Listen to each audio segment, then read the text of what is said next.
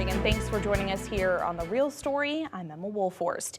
This week, Donald Trump was sworn in for his second non-consecutive presidential term. Back in the Oval Office, he signed 26 executive orders on just his first day, the most of any president. During his 2017 inauguration, he only signed one, and he hasn't stopped since. The overwhelm and uncertainty has rippled through Congress and Connecticut, including, or perhaps especially, with immigration.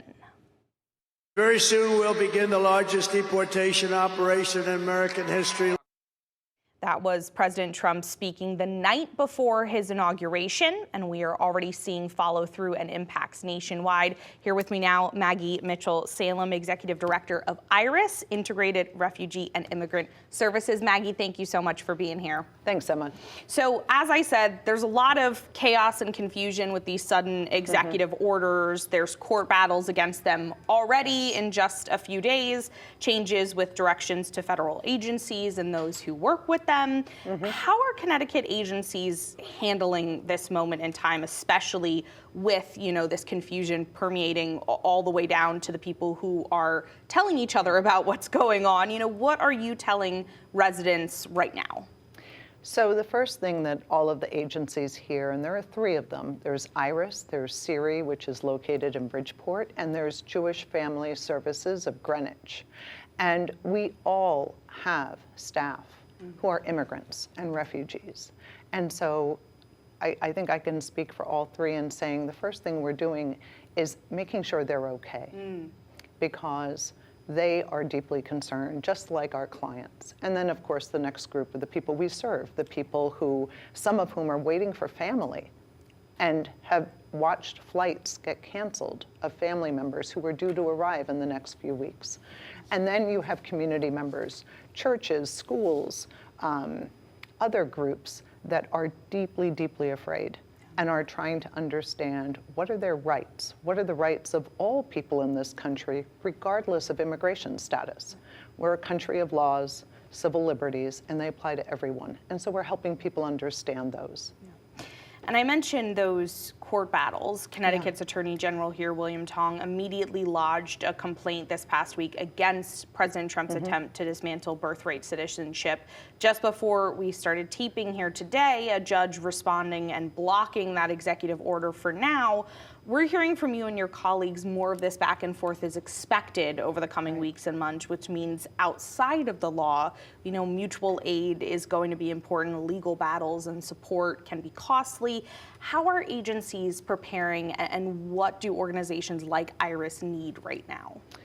We need the community to understand one very important thing, and that is that this isn't just about the people we serve. It's about all of us. Immigration is the thread that weaves together the narrative of America. And in the state of Connecticut, immigrants are about 20% of the workforce. There are implications of all of these actions, not just on the people that we serve, but on the communities, the employers, the groups that they are part of, the churches and mosques and synagogues. All of this has impact. And I say that also because Connecticut residents did something really amazing from 2014 to 2017. When they watched what was happening in the Middle East and saw Syrians dying on beaches in Greece and in other countries, they said, we want to do something. And in doing that, they helped inspire a national program called Welcome Corps that the Biden administration launched in 2023. And there's a direct through line to the incredible acts of people in this state and to create a new national refugee resettlement pathway. So this is something that is beyond the people that we think of as most impacted, and they are. Sure. It's also about everyone around us. Right. Definitely ripple effects here. And we know that a lot of the services that IRIS offers or those other groups you mentioned, do cost money and do require funds. Yep. Do you want to see more from individual donors? Do you think the state could be doing more to support IRIS? Is it a little bit of both there? It's a little bit of both. We know our federal funding is going to be impacted, and that's going to happen fairly soon. And we are really blessed, I have to say, by having such strong community support. We have really strong donor support, and we also have this run every year that's coming up a couple of weeks on a Sunday, February 9th at 10 a.m. in New Haven. And it's a great opportunity for people to raise funds for the work that we do, but also to just come together and feel a sense of solidarity, and that there are other people like them who care very much about the immigrants and refugees that we serve. And as for the state of Connecticut has been so good to us. And, not every state recognizes that immigrants are important to their economy. And so they're willing to help organizations like ours, and CERI, and Jewish Family Services of Greenwich. So it's like just such a great story. Yeah. Do you think the sense of community that you mentioned with the run this year, do you think the tone will be different this year than it has been in years past? In 2017, it was a really big run, and I think similarly, but maybe in a different way, this will also be a great opportunity for the community to come together. And what I love most about the run, last year was my first, because I just joined IRIS last January, is how positive it is. Yeah. There is so much fear and despair out there and that is very real and it's palpable, and we feel it every day from our staff, from our clients. But there is a joy and a beauty in this immigration story that is so quintessentially American. And to come together, run together, walk together, stroll, whatever you want to do, it really embodies to us that beauty of that legacy of the American nation. Yeah. And you mentioned there being a lot of fear and despair out there. We know that's true. When we talk about ICE raids, Connecticut's Trust Act has limited these to active arrest warrants. Officials say we have not seen mass deportation or really even prepared for that. Different directions obviously coming from state law, from the federal government, saying they'd potentially now probe law enforcement officials who don't follow federal government directions. What do you make of this at this point? How prepared should Connecticut residents be? What should they know about what their rights are as they stand right now? Sure. So, the Attorney General, William Tong, is very clear about this. We follow the law. But part of the law is the 10th Amendment. Senator Martin Looney, who represents New Haven, has also made clear that there is a line in our Constitution between states' rights and what the federal government takes care of. And yes, the federal government is responsible for immigration.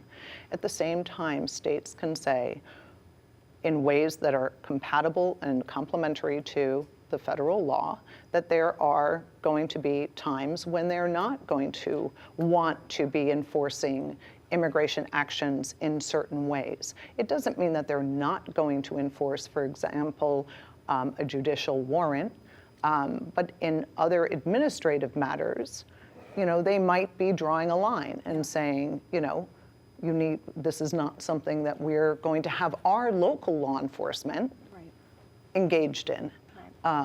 And when we're talking to community groups and schools and teachers unions and others about what they need to know if ICE comes to their door, again, this is a country of laws and rights, and they apply to everyone. And so we're not encouraging anyone to break the law. Know your rights is all about what those rights mean and what that impact is on you as a school principal or an employer, or the employee. Right.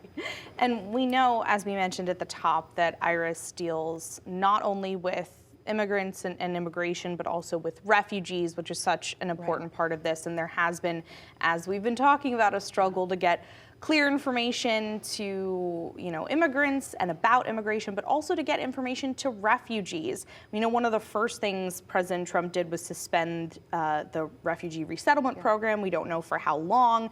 As you mentioned before, flights were already canceled. Nearly 2,000 Afghan refugees who've waited to get here, many of them waiting to reunite with family, active duty military, people who support the military. We know those who've been resettled already, their status is safe. But what are the conversations Iris is having right now about the future, especially when we're seeing so many different refugee crises globally? So there are over 34 million refugees in the world. And to be a refugee means you have demonstrated a clear danger to yourself if you were returned to your home country. Yep. And it doesn't mean that you're saying to the person who's reviewing your case, well, I feel afraid. Oh, that's enough. Right. No, there is a process you go through where you are actually making the case for why you deserve refugee status. The same goes for asylum cases. Right. For people seeking asylum, it is exactly the same standard. And to tell these people, you don't have a chance to enter the U.S. Refugee Admissions Program. That door is closed to you. Last year, over 100,000 refugees came to the U.S. through that program, 100,000 out of 34 million.